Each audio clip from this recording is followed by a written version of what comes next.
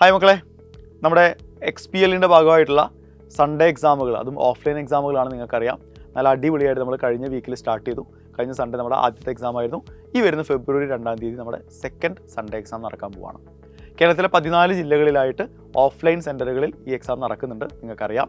So ശ്രദ്ധിക്കേണ്ട ഏറ്റവും പ്രധാനപ്പെട്ട കാര്യങ്ങളിൽ ഒന്നെന്ന് പറയുന്നത് സൺഡേ എക്സാമിൻ്റെ ടൈമിങ്ങിലെ ചേഞ്ചാണ്. കാരണം നീറ്റിൻ്റെ ഏറ്റവും പുതിയ പാറ്റേൺ അനുസരിച്ച് 180 ചോദ്യങ്ങളെ ക്വസ്റ്റ്യൻ പേപ്പറിൽ ഉണ്ടാവുള്ളൂ.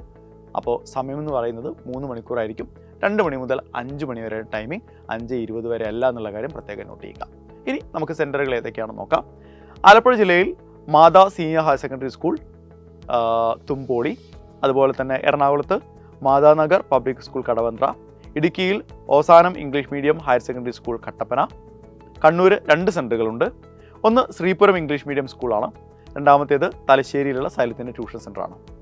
Kasaragod Iqbal higher secondary school Kanhangad, Kollam ജില്ലയിൽ ഫാത്തിമ മാതാ നാഷണൽ കോളേജ് കൊല്ലം, കോട്ടയത്ത് ഗിരിദീപം ബെത്താനി സെൻട്രൽ സ്കൂൾ, അതുപോലെ തന്നെ കോഴിക്കോട് ജില്ലയിൽ നമ്മുടെ government girls vocational higher secondary school Nadakkavu, മലപ്പുറത്ത് പ്രസൻറ്റേഷൻ ഹയർ സെക്കൻഡറി സ്കൂൾ പെരിന്തൽമണ്ണയിലാണ് എക്സാം, പാലക്കാട് ജില്ലയിൽ സൈലത്തിൻ്റെ ട്യൂഷൻ സെൻറ്ററിൽ തന്നെയാണ് എക്സാം ഉള്ളത്, പത്തനംതിട്ടയിൽ Catholicate HSS Pathanamthitta, Thrissur sacred heart CGHSS സ്കൂളിലാണ്, ട്രിവാൻഡ്രത്ത് Saint John's model higher secondary സ്കൂളിലാണ്, വയനാട് ജില്ലയിൽ സെൻറ്റ് ജോസഫ് കോൺവെൻറ്റ് സ്കൂൾ കൽപ്പറ്റയിലാണ്.